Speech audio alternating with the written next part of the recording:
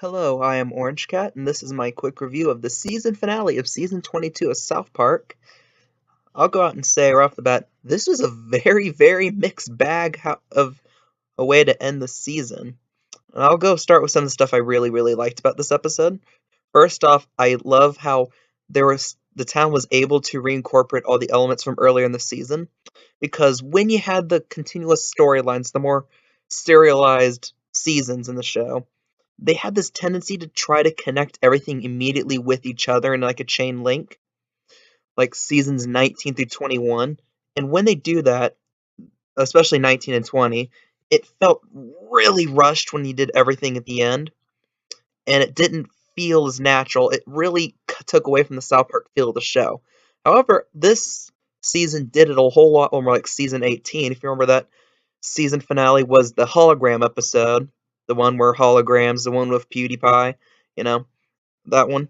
It had a lot of feels of that episode with how they incorporated the e-scooters, how they mentioned school shootings again, how you had Tegridy Farms back being relevant for a change. Only thing I think you really didn't have from previous episodes mentioned in this one was maybe Man Bear Pig. That'd been kind of awkward to fit into this episode, I guess. Oh, and they also had Mr. Hanky, a reference to Mr. Hanky again. And I like how they did it. Like, it flowed with the story. It didn't feel like they stopped the episode for 3 minutes just to be like, hey, remember how like the first episode had a bunch of school shootings? It didn't feel like that. It felt everything that happened felt like, okay, this flowed along with the episode. And another thing I really liked was the whole concept of the town getting high. Whether you're for the strike, whether you're against the strike, just to ease the stress, you wanted to get high to forget about it, basically. Just like how, especially at the end, when they all confronted Bezos, how everyone was stoned off their ass. Also, how if you pay close attention to Towley, like each delivery he goes to, he's progressively more and more high, from like very slightly high to the last part where he's barely able to tell this. Was it the Stotches? I believe it was the Stotches about the membership program for Tegrity Farms. And also like the whole concept of Butters, his bike to get back at the boy. I was like, the boy had the girls around him like in the previous episode. The Butters comes with a solid gold, flashy bike. He has these like glass diamond earrings on. And to further signify how he's peacocking, he literally had a peacock tail shoot from the back of his bike too, which is another term for basically a male trying to attract females, which is exactly what Butters did in that scene. And I thought that was pretty funny how that worked. That's all I could think of right off the bat for really stuff I really liked in this episode. Now here's why I rail into some of the parts of this episode. First thing I didn't like, what South Park does best, historically they've done best, is that they skewer both sides of a debate. They skewer both sides of an issue. I don't think they did a good job of that here. They spent a lot of time, effectively, admittedly, making fun of Jeff Bezos, ripping him. I didn't know this until I read about it. His design is very similar to an alien character from an episode of The Twilight Zone called To Serve Man, where the whole point of that episode was that, oh, these aliens want to help humans because they want to serve man. But in the whole episode, what they're doing is that they're trying to make humans weak so they can literally serve man like a food as a dish. You know, how like insidious that type of character is, and that's what they went for. And what did a great job of with Jeff Bezos' character. However, they really went one. I can't be the only one who felt like they were really one-sided in their skewering. I don't think they did much against the strikers themselves, like pointing out how Josh was becoming pretentious over time, becoming this Marxist intellectual, and how he was like basically like, oh, I'm going national talk show to make fun of these types of people who, oh, we have this like cause, but we let it get to our heads. First thing I could think of, which South Park has skewered well in the past, was the Invisible Children. I forgot his name.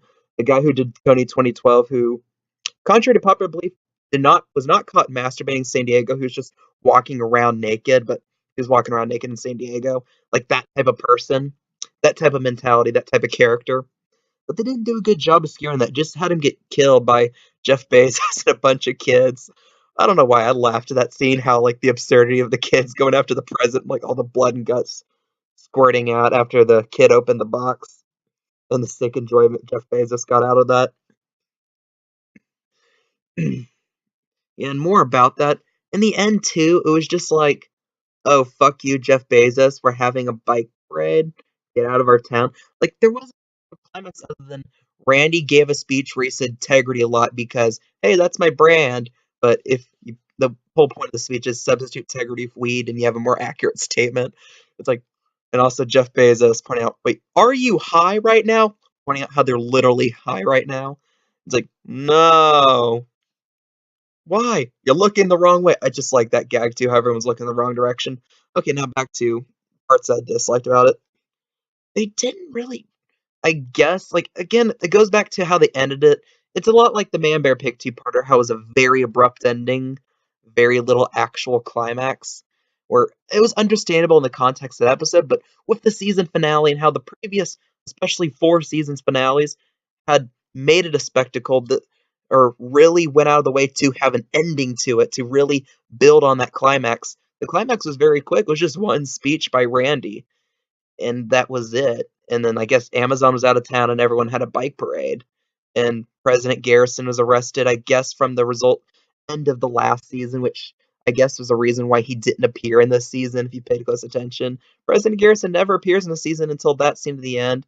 And apparently Ned's alright, but in a really fucked up coma state. Well, he's not alright, he's in a fucked up coma state. Which I like to believe is a reference to the season 2 episode where he looked at the quote unquote Mexican staring fire of Sri Lanka and went catatonic. I don't think that's a reference to that directly. I wish it was. I'm trying to think of other stuff about this episode right off the bat I can think of. I just hated how like the whole narrative at the end was, oh, Butters and the kid who always won the bike were brats because they were like commercial capitalists. Thing is, it's again, it seemed like the show picked a side in this episode. They didn't skewer both sides, that effectively. And at the end, it was just what one would like about South Park is that, like I said, I mentioned this earlier this season. I think they skewered both sides of the debate. And you have other shows like Simpsons, Family Guy. They don't do that. They usually go out of the way to skewer one side because you have Matt Groening, can't pronounce his last name right, or Seth MacFarlane who want to get a specific message out. But what I liked about the South Park is that Trey Parker, Matt Stone were not nihilistic. They're basically they'll throw caution to the wind. Everyone's getting skewered equally of the opportunity getting shit on. But that's something I think in general the last couple seasons have been more lacking, is that there's going from having just general messages that anyone can agree on to, yeah, this is our point of view. We're in our 40s, we're in our 40s or 50s now, and this is how we view the world, and we're kind of pushing that. I don't know. Like, I'm seeing like I'm probably whining a bit. I'll admit I kind of am. At the same time, the show is starting to show real signs of aging. Like, it already has the last few years in particular, but this is not the type of show I think I'll be really looking forward to when the new season starts up next September. Like, I'll probably watch it and I'll probably review it too, but it was a little disappointing of an ending. It had good moments. I'll sum up and say it had good moments. It wasn't the worst season finale. Dear God, 2 seasons ago was way, way worse than this episode. But it didn't end that well for me, my opinion. A lot like last season where it had moments, but ultimately was unfulfilling. Like the fulfillment center, unfulfilling. Maybe that was intentional. Maybe they intentionally tried to make this an unfulfilling episode because of that. Oh, that'd be really good meta if they did. But in general, very mixed feelings about this episode. I would give this one a 6.5 out of 10. Not the best, not the worst of the season. Next week, sometime probably, I'll try to do a retrospective video on this season of South Park with some more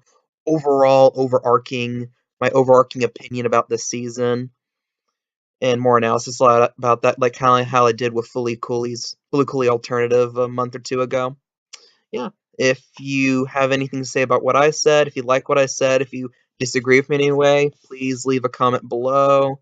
If you like this content, for more content like it, please leave a like, please subscribe. Yeah, and that's it. I'm Orange Cat, and that is all.